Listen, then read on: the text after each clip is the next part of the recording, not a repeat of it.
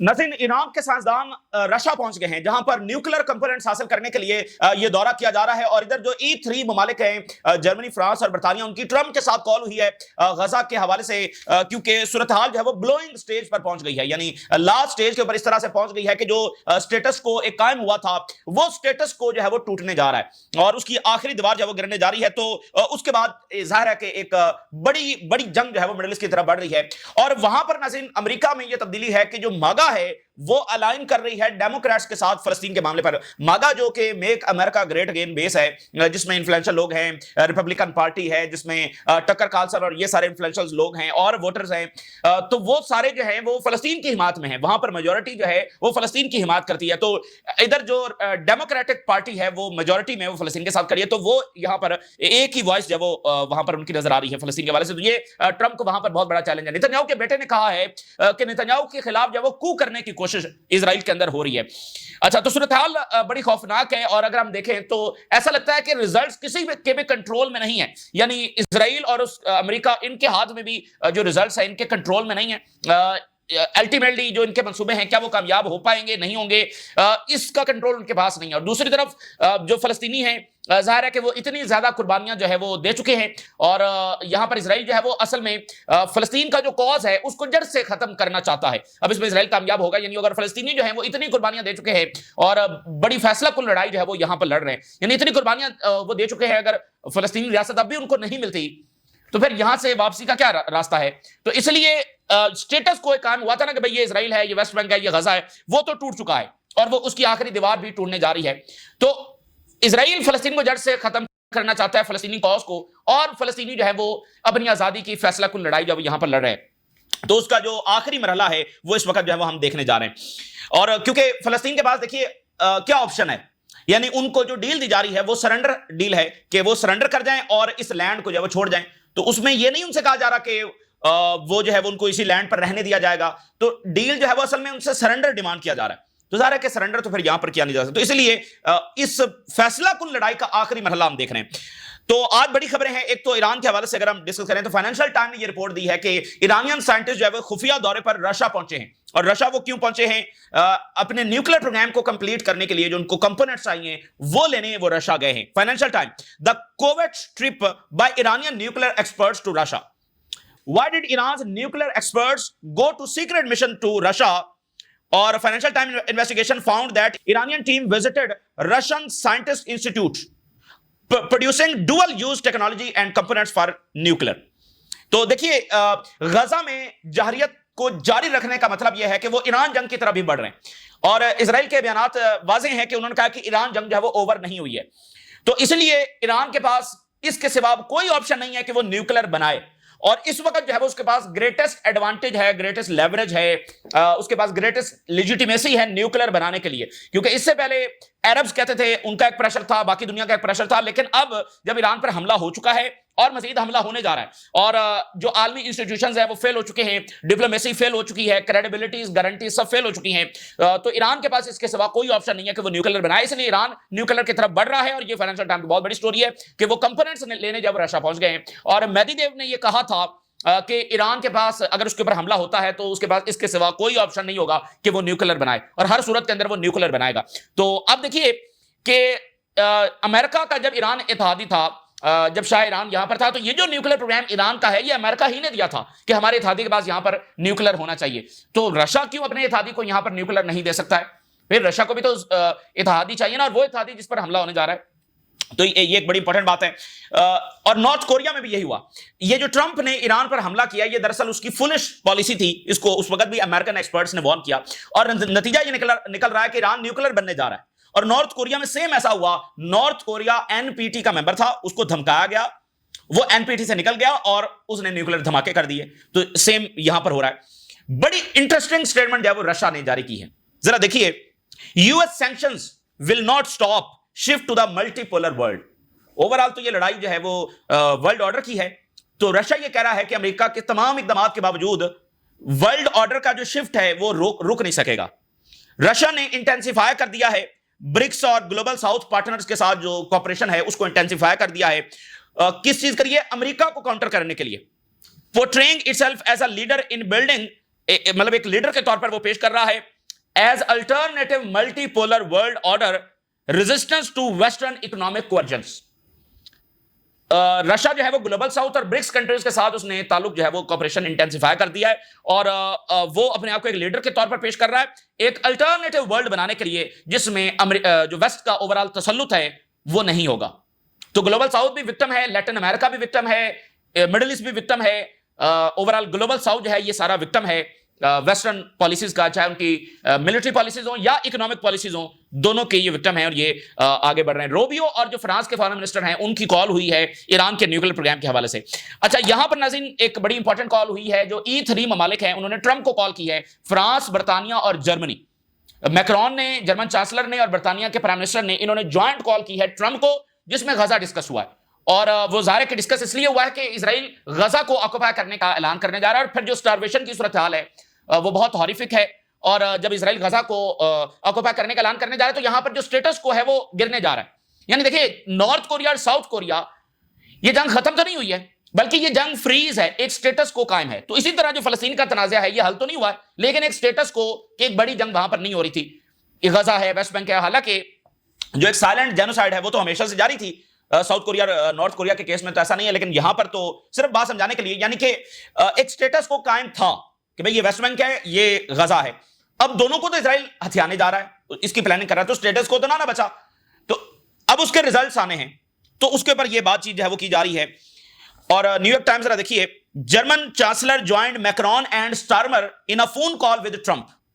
اور رپورٹ کے مطابق, جرمن میڈیا کی رپورٹ کے مطابق, جرمن چانسلر نے پچھلے 4-5 دنوں میں کئی فون کالز ہے وہ نتنیاہو کو کی ہیں. جرمن چانسلر نے کئی فون کالز نتنیاہو کو کی ہیں. اور ورلڈ ہیلتھ آرگنائزیشن کے سربراہ یہ کہہ رہے ہیں کہ جو کچھ غزہ میں ہو رہا ہے اور جو ہارفک سچویشن وہاں پر ہے, انہوں نے اپنی پوری لائف میں ایسا کہیں کسی دنیا کے کونے میں نہیں دیکھا ہے. I have never seen anything like what is happening in Gaza in my professional life. اور یہ رپورٹ ذرا دیکھیے, after harrowing footage of starving hostages in Gaza, Netanyahu wallows in self-pity. ہارفک footage اور سٹارویشن کی جو تصویر اور ویڈیوز وہاں سامنے آ رہی ہیں, اور جو اسرائیلی کیپٹیوز ہیں ان کی بھی ویڈیوز جاری ہوئی ہیں, جس سے اسرائیل میں اور زیادہ ہے کہ بھئی وہاں پر امداد جب بھیجی جائے. خیر, تو آئیڈیا ناظرین یہاں پر کیا ہے, یعنی اسرائیل کا منصوبہ یہاں پر کیا ہے, وہ یہ ہے کہ دیکھیں ہم یہ بات کر رہے ہیں کہ ساری دنیا مظاہرہ کر رہی ہے, ساری دنیا دیکھ رہی ہے کہ جینوسائیڈ ہو رہی ہے, تو بھئی اسرائیل کو بھی بتا رہے ہیں ساری دنیا دیکھ رہی ہے, وہ کیا سوچ کر یہ کرتے چلے جا رہے ہیں. ان کا آئیڈیا یہ ہے کہ فلسطینیوں کو ایک دفعہ جب ڈسپلیس کر دیا جائے گا تو اس کے بعد یہ ہے کہ وقت گزرنے کے ساتھ لوگ جو ہے وہ اس کو فگیٹ کرنا شروع ہو جائیں گے, اور پھر وہ ری رائٹ کریں گے ہسٹری کو, جیسے کہ وہ ماضی میں کئی سینچریز میں کرتے آئے ہیں. کئی سینچریز میں انہوں نے یہی کام کیا. تو یہاں پر بھی وہ کیا کریں گے, ری رائٹ کریں گے ہسٹری کو, اور ان کو لگتا ہے کہ لوگ اس کو فگیٹ کر جائیں گے, and they will help people to forget this. یہ ان کا آئیڈیا ہے.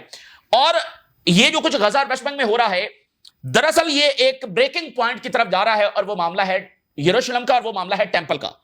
یہ جو آپ کو اسرائیل ہر 10ویں دن بین گور اور یہ سارے مسجد اقصی میں داخل ہوتے ہوئے نظر آتے ہیں, یہ ایسا نہیں ہے کہ ایک دن ان کا دل کرتا ہے وہ وہاں پر داخل, یہ ایک سسٹمیٹک یہ چیز ہو رہی ہے, بائی پلان ہو رہی ہے. وہ کیا ہے, وہ چیک کرنا چاہتے ہیں کہ عربز کا اور مسلم ورلڈ کا زیادہ سے زیادہ ریئیکشن کیا آئے گا. دیکھیں بنیادی لڑائی تو یہاں پر ٹیمپل کی ہے, تو وہ ٹیمپل کی طرف بڑھ رہے ہیں, ٹھیک ہے نا, وہ ٹیمپل بنانے کی طرف وہاں پر بڑھ رہے ہیں. وہ بار بار اس کو سٹارم کر کے دیکھنا چاہتے ہیں کہ میکسیمم ریئیکشن کسی کا کیا آ سکتا ہے. تو ان کی کیلکولیشن میں یہ ہے کہ جارڈن, ایجپٹ, سعودی عربیہ, ان میں سے کوئی ممالک جو ہے اگر وہ جو یروشلم کا سٹیٹس کو ہے, مسجد اقصی کا سٹیٹس کو ہے, اگر وہ اس کو چینج کر دیں گے اور ٹیمپل بنانے کی طرف بڑھیں گے, تو یہ سارے ممالک جو ہے وہ صرف وربل اقدامات اٹھائیں گے, ملٹری ایکشن کوئی نہیں لے گا. یہ وہ اس بات کو کیلکولیٹ کر رہے ہیں.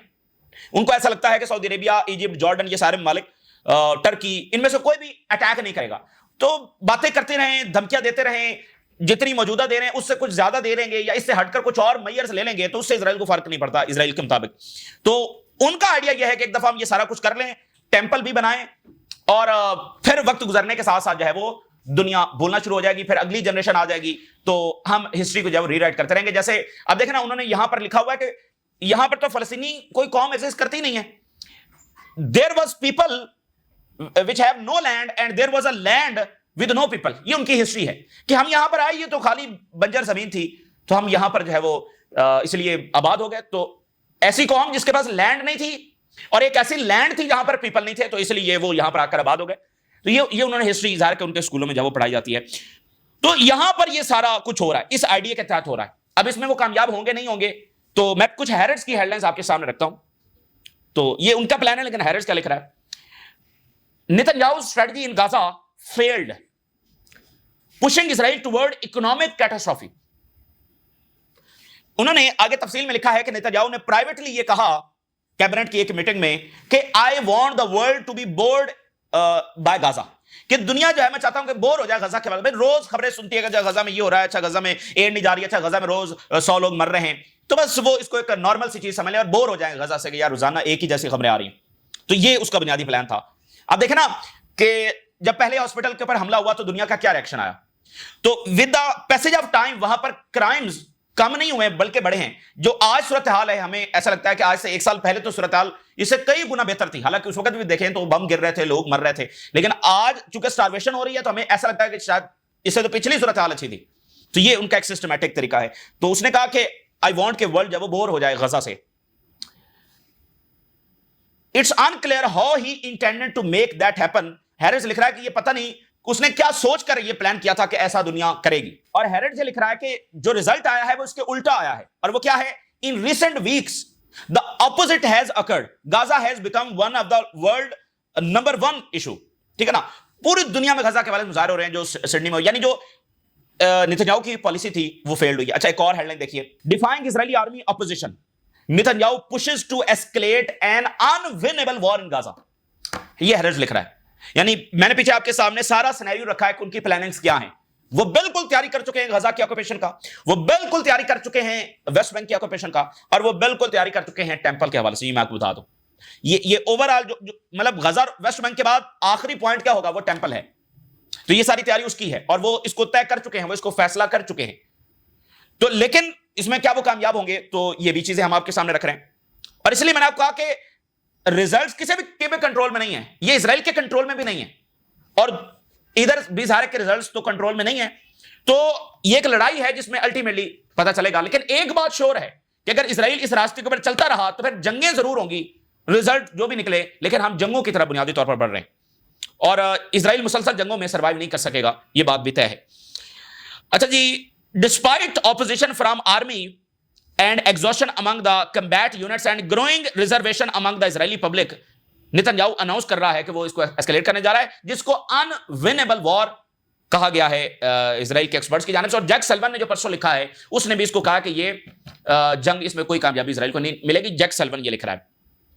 نیتنیاہو کا بیٹا یہ کہہ رہا ہے کہ نیتنیاہو کے خلاف کو کرنے کی کوشش ہو رہی ہے. یہ میامی میں رہتا ہے امریکہ میں.